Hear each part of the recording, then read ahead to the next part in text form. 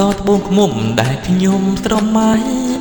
រាល់ពេលយប់ថ្ងៃដកជាប់ក្នុងចិត្តឃើញរូបជីវ៉ាស្រស់តែវងមិត្តនោះហារតីចិត្តបានលួចទឹកសង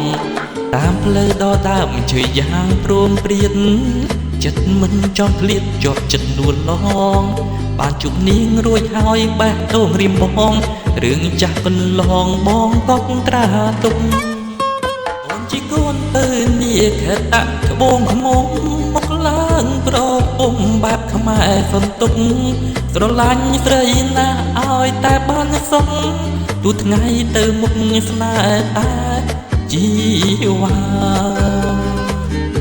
បុផាត្បូងខ្មុំដួងជីវិតខ្ញុំប្រាថ្នាសន្និសងផ្សងលើបុផាសូមឲ្យជីវិត